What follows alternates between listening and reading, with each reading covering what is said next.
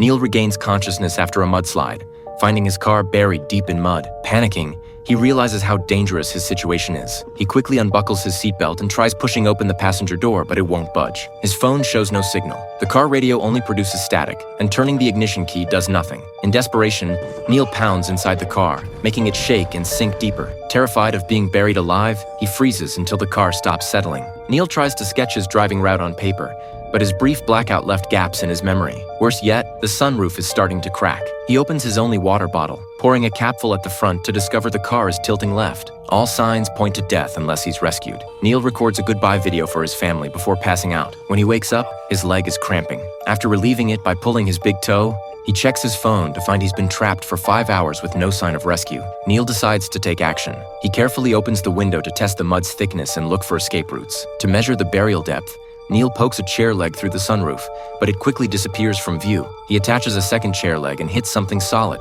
Switching to a car jack, he pushes until it reaches its limit, then uses his shoulder to force an iron pipe upward. Suddenly, the resistance gives way. He quickly uses prepared wire to push a bottle cap through the steel cable. This first glimpse of light since being trapped excites Neil as he breathes fresh air. With suffocation no longer an immediate threat, he impulsively lights a match, forgetting he's in an enclosed space. Before smoke can escape through the pipe, he passes out. Upon waking, Neil covers his mouth with his shirt. Fortunately, the thin air quickly extinguishes the flame. The sunroof suddenly shakes as muddy water seeps in around the pipe. While trying to stop it, Neil hits his head and blacks out. When he comes to, mud covers everything and his head wound is still bleeding. He painfully secures a towel to stop the bleeding. Seeing a dead bird in the mud, seemingly foretelling his fate, Neil breaks down crying. Facing oxygen deprivation and starvation, he watches his goodbye video to his wife when he wakes again, then records a final message after tidying himself. After turning off his phone, Neil weeps, remembering how he was joking with clients just before the disaster. Suddenly, the car roof caves in.